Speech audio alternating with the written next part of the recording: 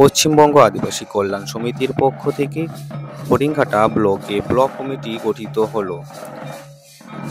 হরিণঘাটা ব্লকে মোল্লাবিলা গ্রামে এই ব্লক কমিটি গঠিত হলো। আদিবাসী কল্যাণ সমিতির পক্ষ থেকে নতুন করে হরিণঘাটা ব্লকে ব্লক কমিটি গঠিত হলো। এখানে উপস্থিত ছিল আদিবাসী কল্যাণ সমিতির নদিয়া জেলার প্রতিনিধিরা ও ভারত জাকাত মাঝি পারগানা মহলের নদিয়া ডিস্ট্রিক্টের প্রতিনিধিরা ও নদিয়া ডিস্ট্রিক্টের বিভিন্ন প্রান্ত থেকে আসা প্রতিনিধি ও মানুষরা এখানে সমাগম ছিল। আদিবাসী কল্যাণ সমিতির পক্ষ থেকে কি জানালো জেনে নেওয়া যাক।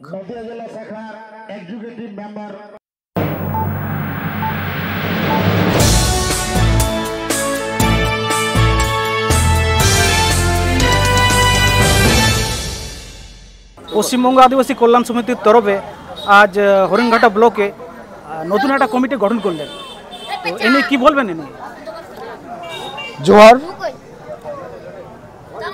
পশ্চিমবঙ্গ আদিবাসী কল্যাণ সমিতি নদিয়া জেলা শাখা কমিটির পক্ষ থেকে আজ 20 জুলাই 2025 পূর্ব ঘোষিত কর্মসূচি হিসাবে আমরা হরিণঘাটা ব্লক কমিটি গঠন করতে আমরা পেরেছি।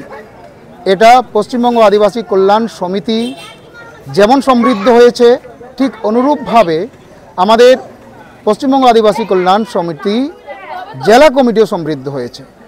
আর এই হরিণঘাটা ব্লক কমিটির মধ্য দিয়ে আমরা আরও একটি শক্তি হিসাবে পশ্চিমবঙ্গ আদিবাসী কল্যাণ সমিতিকে আপামর পশ্চিমবঙ্গের আদিবাসীর কাছে আমরা তুলে ধরতে সক্ষম হয়েছি।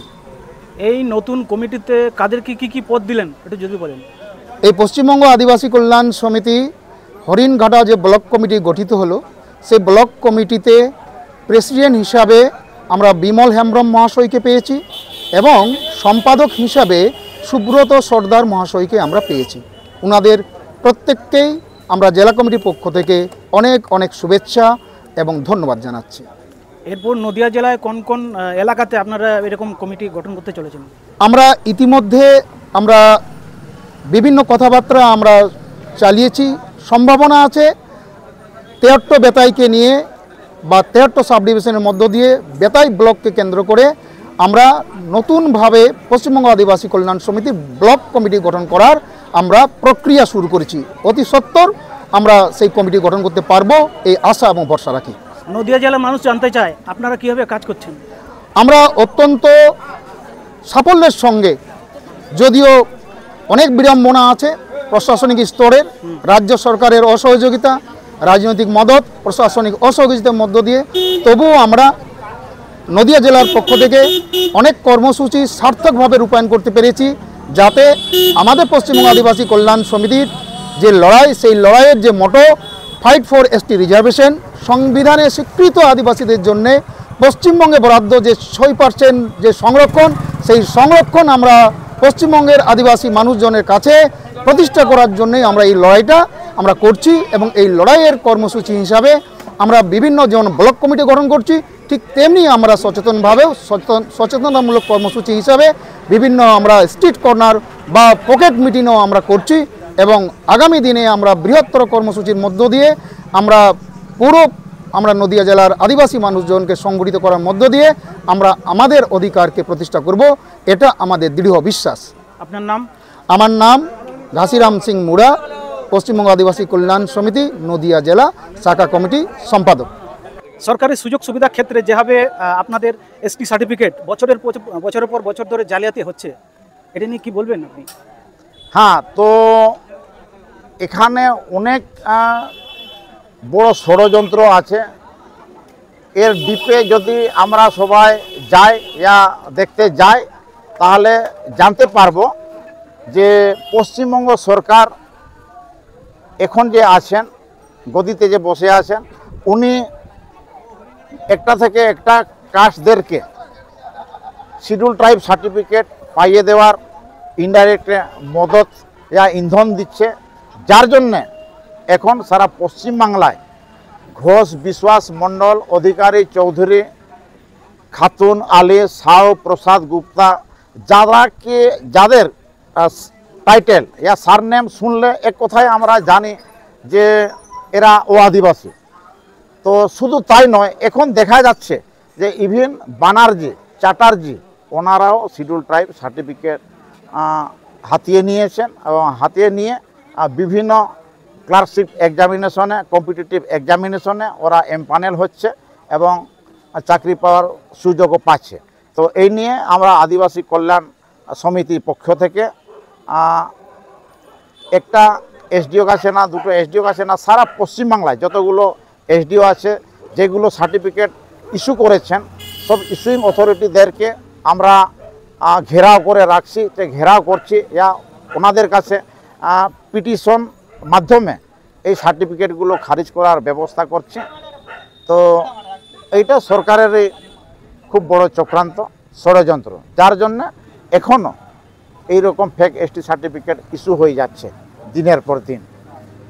আচ্ছা, এর ফলে কতটা অসুবিধায় পড়ছে আমাদের আদিবাসী সম্প্রদায়ের মানুষ? এর ফলে প্রকৃত আদিবাসী জেনুইন শিডিউল ট্রাইবরা এক সে এক প্রবলেম ফেস করতে হচ্ছে।